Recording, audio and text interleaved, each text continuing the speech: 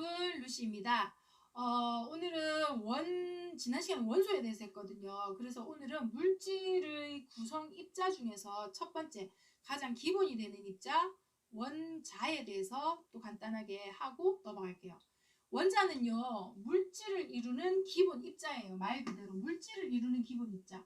물질의 그 종류를 나타내는 성분이 있었어요. 그거를 뭐라고 했어요? 원소라고 했잖아요. 근데 그 원소들을 이렇게 제일 작은 물리적인 단위 입자로 표현을 해보면 제일 작은 단위를 우리가 보통 원자라고 얘기를 합니다. 원자라고 얘기를 하는데 사실상 옛날에는 물질을 부수어서 더 이상 부서지지 않을 때까지 작은 입자를 만들어냈을 때 그걸 원자라고 했거든요. 근데 그게 과학이 발달되면서 나중에 원자 안에도 더 작은 입자가 있다는 걸 알게 됐죠. 그래서 원자의 구조를 보면요. 실제적으로 원자는 그 속에 원자 핵이 있어요. 중심에. 원자의 중심에 원자 핵이 있고요. 그리고 또 그 주변을 누가 돌고 있다? 전자라는 친구들이 돌고 있어요. 전자라는 친구들이 돌고 있는데 자, 좁죠? 네, 전자라는 친구들이 돌고 있는데 원자 핵 안에는 무엇이 들어있느냐? 원자 핵 안에는 다시 양성자라는 입자와 중성자라는 입자가 들어있단 말이에요. 근데 여기서 특징이 뭐냐면 양성자는 플러스 전하를 가집니다.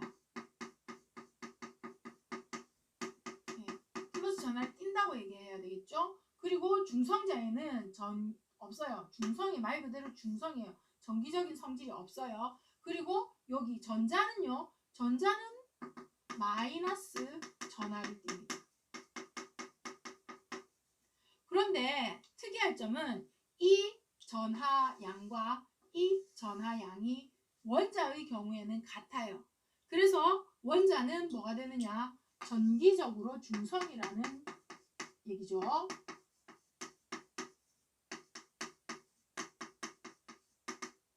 중성이 된다는 얘기예요. 원자는. 그런데 이제 이 원자들을 이렇게 말로만 하면 보기가 힘들잖아요. 그래서 원자 모형을 만들어서 표현을 해요. 자, 그러면 여기서 잠깐 원자 모형 들어가기 전에 전하라는 말이 나왔잖아요. 여러분들 그러면 전하는 뭔가? 전하라는 말이 왜 나왔는가? 참고로 잠깐 볼게요. 전하라는 건 정기적인 차이를 얘기해요. 차이를 얘기합니다. 차지라고 얘기하죠. 자, 정기적인 차이를 얘기하는데 이 전기적인 차이에 그러면 다시 또 뭐가 들어가야 돼요? 전기가 뭔지를 들어가야죠. 그죠? 그럼 전기에는 뭐가 있느냐? 전기의 종류에는 두 가지가 있죠. 플러스 전기하고 그 다음에 마이너스 전기가 있는데 이 두 가지 전기의 양적인 차이를 얘기하는 거예요. 플러스 전하를 띈다는 얘기는 마이너스 전기량하고 플러스 전기량을 비교했을 때 누가 더 많다? 플러스 전기량이 많을 때 플러스 전하를 띈다고 표현을 하고요. 그 다음에 마이너스 전하는요. 마이너스 전기량하고 플러스 전기량을 비교했을 때 마이너스 전기량이 더 많으면 전체적으로 마이너스 전하를 띈다고 얘기를 하는 거예요. 즉 뭐냐면 아까 여기 정기적으로 중성이라고 했잖아요. 이게 뭐냐?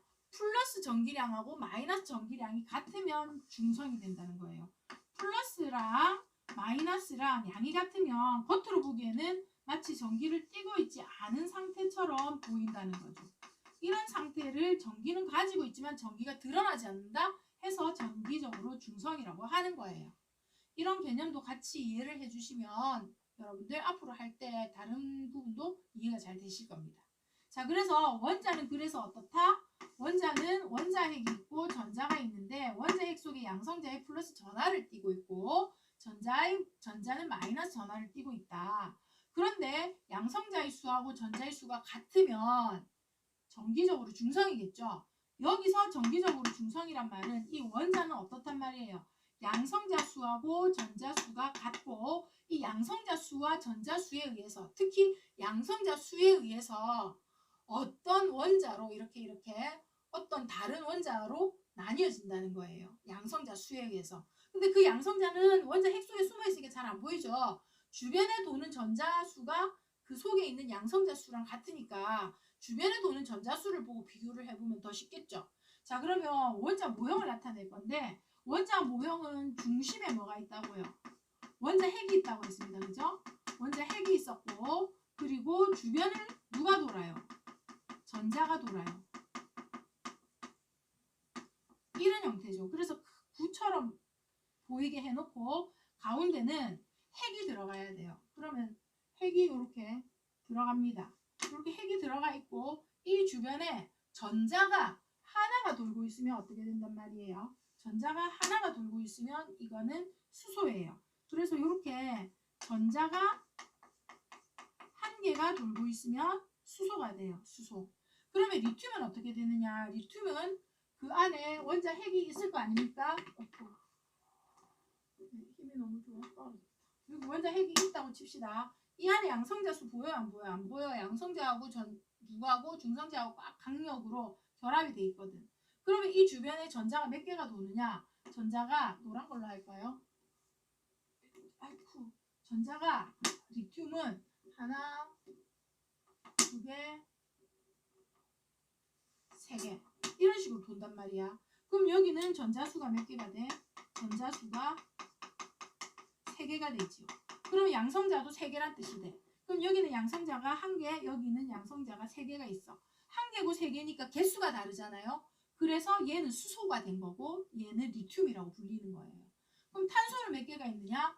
탄소는 핵이 가운데 딱 있으면 양성자가 몇 개가 있는가 알아보려면 전자가 몇 개가 있는가 봐야 돼. 그럼 전자는 하나, 둘, 셋, 넷, 다섯, 6개가 돈다고요. 그러면 전자수가 몇 개? 6개가 돌고 있어. 그럼 전자수가 6개가 돌고 있는 아이를 보면 탄소구나 하고 알 수 있고 그 속에 양성자가 몇 개 있다? 6개가 들어있다. 왜? 정기적으로 중성이 되어야 되니까. 자, 그 다음에 산소 같은 경우에도 어떻게 되느냐? 요거 하나 더 떼자. 자, 핵이 이렇게 있어요. 그럼 그 주변에 몇 개가 있어요? 전자가 이번에는 하나, 둘, 셋, 넷, 다섯, 여섯, 일곱, 8개가 있어요. 오, 많죠? 자, 전자수가 점점 많아지네. 전자수가 몇 개요? 8개가 돌고 있어요. 이러면 산소라고 하는 거예요. 그런 식으로 나타내면 이게 원자 모형이 되는 거예요. 그럼 나중에 이제 양성자수 엄청 많아지면 되게 복잡하겠다. 그죠? 자, 그래서 원자 모형을 옛날에는 이렇게 이제 표현을 했습니다. 그래서 오늘 간단하게 원자에 대해서 알아보았어요. 여러분, 원자는 원자 핵과 전자로 이루어져 있고 원자 핵 속에 양성자라는 입자와 또 중성자라는 입자가 강력에 의해서 결합이 되어 있는 상태고요.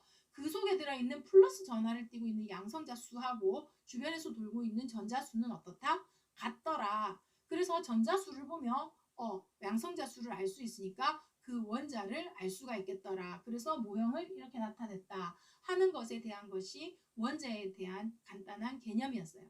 여러분들 요거 알아놓고 그 다음에 분자에 대해서 제가 다음번 영상에 올려드릴게요. 간단하죠? 그래서 기억해 주시면 좋겠습니다. 여러분 안녕.